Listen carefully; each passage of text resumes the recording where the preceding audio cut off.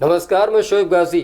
आज हमारे साथ प्रसपा के प्रवक्ता जो है अरविंद यादव जी मौजूद हैं। जब कोरोना जैसी घातक बीमारी पूरे देश बल्कि अगर विश्व के पटल पर देखी जाए तो अपना कोहराम मचा रखी है, ऐसे में क्या सुझाव देना चाहते हैं कि उत्तर प्रदेश की सरकार लगातार जो है कार्यरत भी है। देखिए, सबसे पहले नमस्कार। हम उत्तर प्रदेश ही सहित पूरे देश की आवाम से गुजारिश करते हैं कि लोग पूरे तरीके से लॉकडाउन का पालन करें, अपने घरों में रहें, सेफ रहें, सुरक्षित रहें, अपने परिवार के साथ रहें। और जो मुझे लग रहा है गाजी साहब, जिस तरीके की आपने बातें की है कि सरकार से, या देखिए ये उत्तर प्रदेश की सरकार जो है, या मैं पहले भी कहता रहा हूँ फिर कह रहा हूँ कि कोरोना जैसे संकट में, या कोरोना आज जिस तरीके से उत्तर प्रदेश सहित देश ही नहीं पूरे दुनिया में वैश्विक महामारी के रूप में अपना पैर पसार चुका है, और ऐसी स्थिति में अगर सरकार पे सवाल खड़े किए जाएं तो लोग तो यही कहेंगे कि आप राजनीति कर रहे हैं। लेकिन मुझे लगता है कि ये सच है कि उत्तर प्रदेश की सरकार 11 सदस्यीय ब्यूरोक्रेसी के चक्रव्यूह में फंस गई है, और इसी का नतीजा है कि जमीनी स्तर की चीजें, जो ठेला वाले हैं, झुग्गी झोपड़ी वाले हैं, सड़कों पे फुटपाथ पे काम करने वाले लोग, दुकानों से अपनी जीविका चलाने वाले लोग, गरीब तबका, कमजोर वर्ग, मध्यम वर्गीय परिवार, आज जिस तरीके से इस कोरोना संकट महामारी में जिस तरीके से वो परेशान है, सरकार को बिल्कुल इस बात की पता नहीं है। क्योंकि जो 11 सदस्यीय ब्यूरोक्रेसी का चक्रव्यूह है वह इन तबकों से सरकार को बहुत ही कोसों दूर पे रखा है, सही जानकारियों को अवगत नहीं करा पा रहा है। और सबसे बड़ा कारण है कि अगर सरकार, कोई भी सरकार ब्यूरोक्रेसी के चक्रव्यूह में जब आ जाती है, चूंकि ब्यूरोक्रेसी जो होता है वो कहीं ना कहीं जनता से बहुत कोसों दूर होता है। सरकार के तो पास होता है लेकिन जनता से दूर होता है।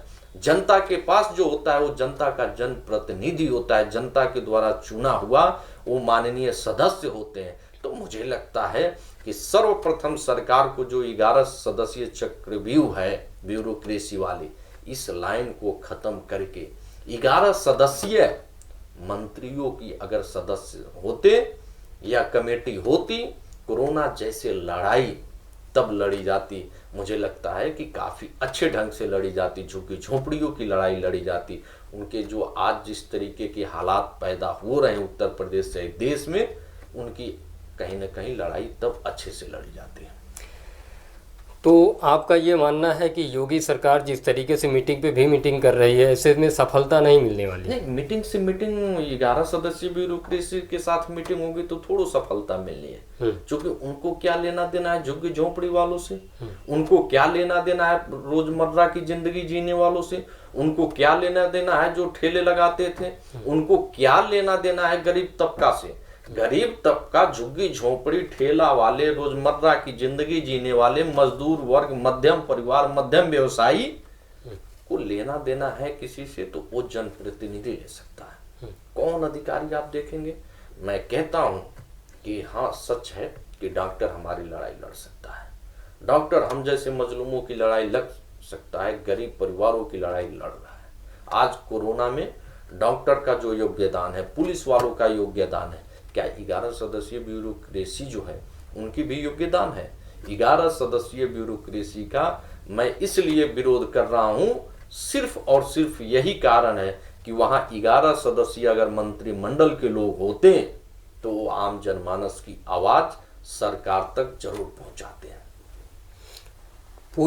पूरी तरह से आप फेल जो है इस पूरे प्रकरण को समझ रहे हैं आप। वैसे आपका क्या सुझाव है, किस तरीके से कोरोना वायरस जैसे घातक बीमारी से लड़ा जाए? नहीं, देखिए ये सच है, पूरे दुनिया में जिस तरीके से कोरोना है और दूसरे देशों में जिस तरीके से इसको देखा गया कि इतने आधुनिक सब कुछ होते हुए भी दूसरे देश नहीं लड़ाई लड़ पाए। मुझे लगता है कि लॉकडाउन हुआ लॉकडाउन का संपूर्ण पालन होता और सरकार की मंशा साफ होती। मैं एक राजनैतिक दल का प्रवक्ता हूं। हर लोग यही कहेंगे कि अरविंद यादव आरोप लगा रहे हैं। इस समय मैं आरोप नहीं लगा रहा हूं, मैं सरकार के कानों तक अपनी बातों को ले जाना चाहता हूं। और ये हमारी बातें नहीं है, ये उन झुग्गी झोंपड़ी वालों की बात है जो भूख से कहीं ना कहीं आज परेशान है। उनको आज राशन पता ही नहीं मिल पा रही है सही समय पे, आज उनको दवाइयाँ उपलब्ध नहीं हो पा रही है सही तरीके से। क्यों? क्योंकि आज उनकी सुनने वाला कोई नहीं है।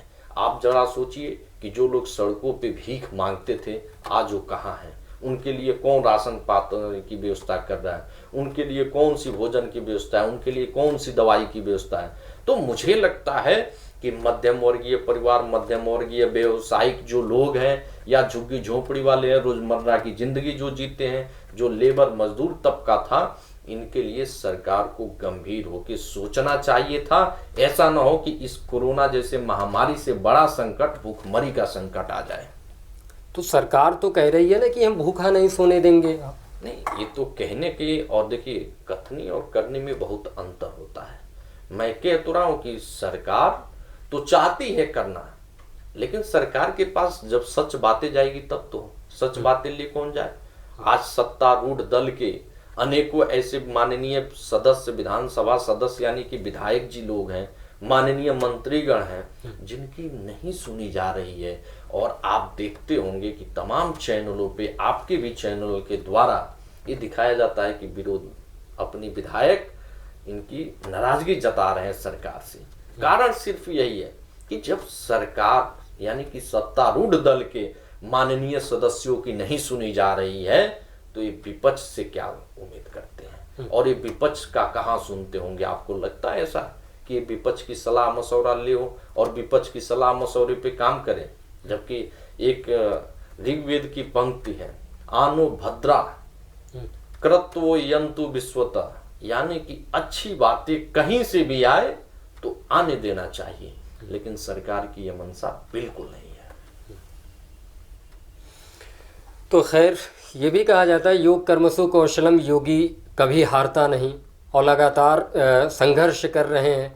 लेकिन आपका जो मत है कहीं ना कहीं जो है बैक साइड जा रहा है, यही कहना चाहते हैं? नहीं नहीं, देखिए योगी जी बिल्कुल संघर्ष कर रहे हैं। हर दल आज कोरोना की लड़ाई, और दल ही नहीं, भारत का प्रत्येक व्यक्ति अपनी नैतिक जिम्मेदारियों को निभाते हुए लड़ाई लड़ रहे हैं। कोई ऐसा नहीं है जो लड़ाई न लड़ा हो, लेकिन आज जिस तरीके से सफलतापूर्वक लड़ाई लड़ने में जो गरीब तबका ने साथ दिया, उसका साथ सरकार कहीं नहीं दे रही है, न मध्यम वर्गीय परिवार का। लेकिन सच ये है कि हर परिवार, चाहे गरीब परिवार हो या मध्यम वर्गीय परिवार हो या झुग्गी झोंपड़ी में जीने वाला परिवार ही असली लड़ाई लड़ा है। और इस असली लड़ाई लड़ने वालों में मुख्य योद्धाओं की कोई भूमिका निभा रहा है तो ईश्वर रूपी जो डॉक्टर हैं वो निभा रहे हैं कि ऐसे संकट के दौरान अस्पतालों में ड्यूटी निभा रहे हैं और कहीं ना कहीं जो भी पेशेंट आ रहे हैं उनकी लड़ाई बहुत ही ईमानदारी के साथ लड़ रहे हैं। अच्छा, एक चीज़ और है, ये तीसरा जो है लॉकडाउन का कार्यकाल है, और ऐसे में अगर बात करें तो शराब की दुकानें भी आज से खुल गई है। कैसे इस स्थिति को संभाला जाएगा? क्योंकि अभी बहुत सारी जगहों से खबरें आ रही है कि काफ़ी लंबी तादाद में लोग जो है दुकानों के सामने खड़े हैं। नहीं देखिए, ये तो कहना नहीं चाहिए, लेकिन आपके चैनल के माध्यम से जिस तरीके से दुकानें खोली गई और पहली बार में शराब की दुकान ओपन हुई है, मुझे लगता है कि सरकार को जो मधुशाला है उससे जरूरी पाठशाला थी। किताबें आज बच्चों को नहीं मिल पा रही, कॉपियां नहीं मिल पा रही है। कॉपियों और किताबों की दुकान अगर खुले तो मुझे लगता है कि ऐसे लाइनें देखने की उम्मीद नहीं की जा सकती थी। आज तो बड़ा हमें दुख भी लग रहा था कि सोशल डिस्टेंसिंग का बिल्कुल कोई भी व्यक्ति पालन नहीं कर रहा है और शराब की दुकानों पे 250-300 लोगों की भीड़, वो भी लखनऊ में। तो ये तो बहुत ही दुख की बात है और मुझे लगता है कि सरकार को इसके लिए सोचना चाहिए और कहीं ना कहीं रोजमर्रा की जिंदगी जीने वालों के लिए जरूरी है। लेकिन सरकार सोचकर भी क्या कर सकती है? खजाना तो खाली होता जा रहा है, ऐसे में अर्थव्यवस्था के लिए दारू ही। देखिए, खजाने के लिए आदरणीय योगी जी ने कहा भी है कि हमने कई विधायकों की निधि रोकी, मतलब सरकार में जितने विधायक, माननीय विधायक हैं, उनकी निधि रोकी गई है। कई उन्होंने बता रहे हैं कि हमने कटौतियां की है। तो क्या है भाई, केवल शराब से ही थोड़ा खजाना आ सकता है? मतलब आप खजाना को भरने के लिए कोई जरूरी है कि आप कोरोना जैसे महामारी को और घातक बना दें? आपको नहीं लगता कि जिस तरीके से लाइनें लगी है वाइन सेंटर के बाहर, इससे आपको नहीं लगता कि कोरोना का खतरा है? आप लोग अभी कवर किए होंगे, क्या इससे कोरोना का खतरा है कि नहीं है? इस सरकार को जवाब देना चाहिए कि क्या इससे खतरे बढ़ेंगे कि नहीं बढ़ेंगे। आज हर व्यक्ति सोशल डिस्टेंसिंग का पालन कर रहा है, हर व्यक्ति संपूर्ण लॉकडाउन का पालन कर रहा है, अपने घर में है, और इस स्थिति में 300-300, 500-500 की भीड़ लगे शराब के दुकानों पे, तो आपको नहीं लगता कि इससे कोरोना फैलेगा? केवल कोरोना आप एक धर्म और एक मजहब पे ढकेल करके और फिर कहेंगे कि नहीं केवल एक जमातियों ने कोरोना को फैलाया, ये कहाँ का तुष्टीकरण है? अच्छा, क्या ये भीड़ जिस तरीके से देखने को मिल रही है शराबियों की, जो शराब पीने वाले हैं, क्या इनसे अपराध भी कुछ मतलब बढ़ोतरी होगी अपराधों में? नहीं, बिल्कुल होगी। आप देखिए ना, संपूर्ण लॉकडाउन के दौरान लखनऊ जैसे शहर में कितनी चोरियां हुई। कोई जरूरी थोड़ा था कि शराब पी के ही चोरियां हो रही है। दुकानों के शटर टूटने लगे, होटलों की सामानें चोरी होने लगे, प्रिंटिंग प्रेस के यहाँ से बैटरी और क्या क्या चोरी होने लगा। आसियाना जैसे मेन चौराहे पे मेडिकल से उसके नकदी चोरी होने लगे। तो चोरी और लूट घसोट तो अभी बहुत तेजी से बढ़ने वाला है। जो देश और उत्तर प्रदेश की हालात बनते जा रहे हैं, आपको नहीं लगता? अभी तो ये दूर की बात है, बहुत दिन दूर नहीं है जब सड़कों पे चलते हुए आटे लोग लूटने लगेंगे, चावल चोरियां होने लगेगी। लोग डाका डालेंगे किसके लिए? आटे के लिए, चावल के लिए, आलू के लिए। ये बहुत दिन दूर थोड़ो है। इसलिए कि रोजमर्रा की जिंदगी जीने वाले व्यक्तियों के लिए अगर सरकार नहीं सोचेगी, तो अगर उनके पास खजाना खाली होगा तो वो भूखमरी के या तो शिकार होंगे, या तो वो कहीं ना कहीं इस तरीके के, आज जिस तरीके से शराब ओपन हुआ, आप देखिए कितनी घटनाएं बढ़ेगी, एक्सीडेंटल घटनाएं बढ़ेंगी, अपराध बढ़ेगा, घरों में मारपीट होंगे। तो ऐसा थोड़ा है कि नहीं होगा, बिल्कुल होगा जी। और इस कोरोना में एक चीज़ और देखी गई, जिस तरीके से पहले तो कोरोना का मजाक उड़ाया गया, दूसरा जो है कोरोना को किसी जो है धर्म से, अलग अलग धर्मों से बांट दिया गया। किस नज़रिए से आप देखते हैं? नहीं, देखिए, यही तो देश का दुर्भाग्य है। पहले चीज कोरोना का तो मजाक उसी दिन उड़ गया जब पूरी दुनिया में कोरोना ने तबाही मचा रखा था। तो आप नमस्ते ट्रंप कर रहे थे, और क्यों? इसलिए कि उन्होंने भी हाउडी मोदी किया था, इसलिए आप नमस्ते ट्रंप कर रहे थे। तो कोरोना का तो मजाक कई बार बना। लखनऊ में जिस कार्यक्रम में कनिका कपूर जी शामिल हुई, उसमें देखिए कौन कौन लोग शामिल हुए। तो क्या कोरोना का मजाक नहीं बनाया गया? क्या कोरोना का मजाक या संपूर्ण लॉकडाउन का मजाक जो लोग कहते थे कि आदरणीय मुख्यमंत्री जी राजधर्म का पालन किया है, क्या उस दिन लॉकडाउन का मजाक नहीं हुआ? जिस दिन संपूर्ण लॉकडाउन हुआ उसके अगले दिन अयोध्या गया, उस दिन भी तो मजाक हुआ। लेकिन जिम्मेदार तो जमाती नहीं, मुझे लगता है कि जिस तरीके से केवल जमातियों पे दोष मढ़ना, ये बिल्कुल सरासर गलत बात है। मैं कहता हूं कि टूरिस्ट वीजा कौन देता है? क्या विदेश मंत्रालय को ये नहीं पता था कि कितने जमाती या कितने पर्यटक किस देश के, अपने देश में किस उद्देश्य से आए हैं?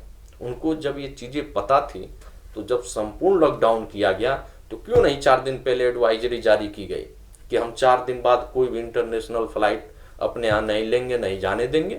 तो मुझे लगता है अगर 4 दिन पहले एडवाइजरी जारी हुई होती तो एक भी दूसरे देशों के तबलीगी जमात जो यहाँ थे वो यहाँ ना आते। दूसरी बात है, अगर आपने वीजा इशू भी किया तो एयरपोर्ट पे आपने क्या स्क्रीनिंग सही से किया? अगर कोरोना पॉजिटिव थे तो आप एयरपोर्ट पे क्या कर रहे थे? क्यों नहीं चेकअप सही से आपने किया? दूसरी वो भी गलती थी। तीसरा, मैं कह रहा हूं कि जब दुनिया के कई देश कोरोना से जूझ रहा था, तो क्या जरूरत थी उन देशों के वीजा देने के लिए?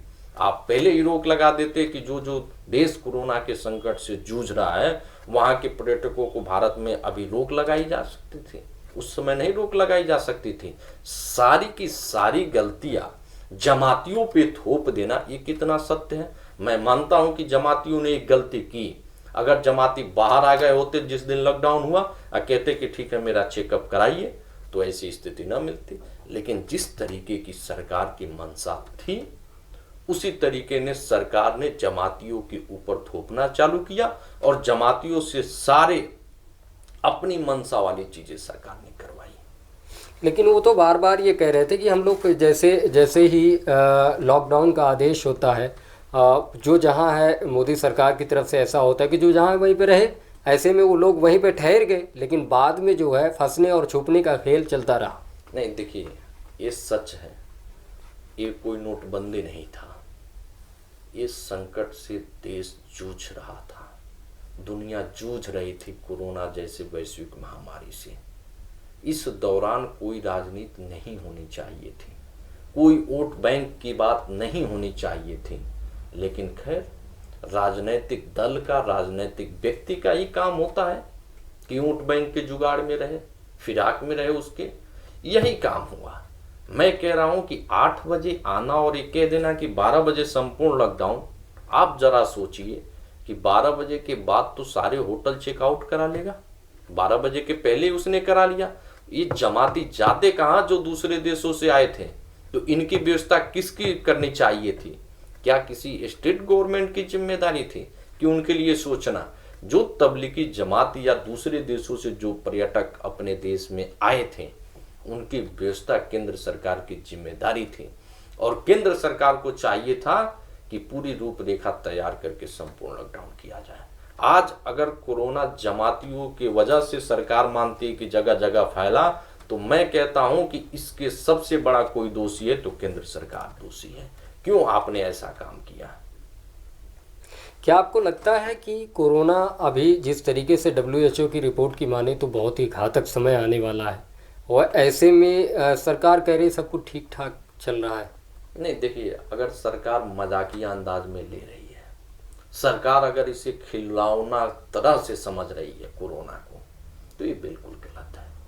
ये सच है कि कोरोना अभी और घातक रूप लेगा। जिस तरीके से संपूर्ण लॉकडाउन के बावजूद भी कोरोना के पेशेंट में लगातार बढ़ोतरी आई है और जिस तरीके से दिन प्रतिदिन आंकड़े आते रहे हैं, इससे यह लगता है कि कोरोना अभी खत्म नहीं होने वाला है। लेकिन कोरोना को मजाक अगर कोई बना रहा है तो बिल्कुल गलत बात है, चाहे वो कोई सरकार हो या कोई व्यक्ति विशेष हो। इस अगर पूरी लड़ाई में अगर बात करें कोरोना की, तो सबसे बड़ा हथियार आप किस चीज़ को मानते हैं?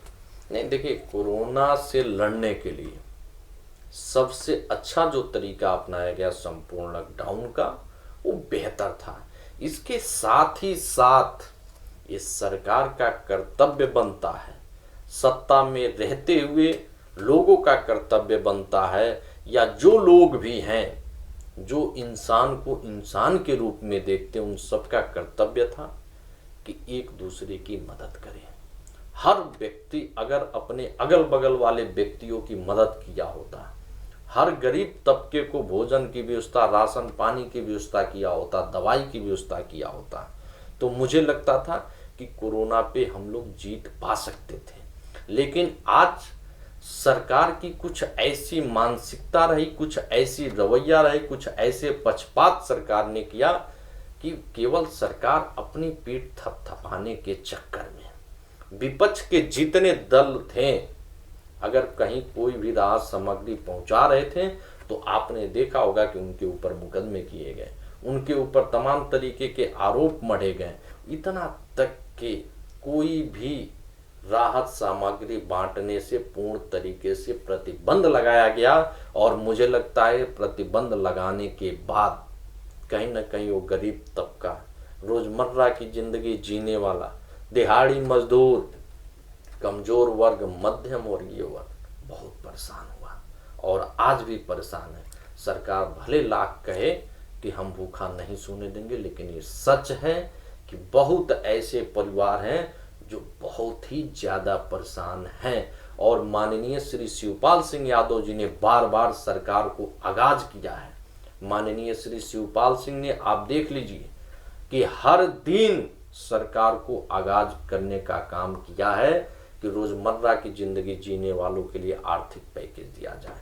आपको नहीं लगता कि अभी जो माननीय श्री शिवपाल सिंह यादव जी ने ट्वीट के माध्यम से जो कल ट्वीट आया था, आप देखिए कितनी अच्छी चीज है भाई। आप मास्क, सैनिटाइजर, फिनाइल, यानी कि जितने सैनिटाइजर संबंधित चीजें थी जो कोरोना से लड़ाई लड़ी जा रही है जिन चीजों से, उस पे भी आप जीएसटी ले रहे हैं और 5% से 18% तक आप जीएसटी ले रहे हैं।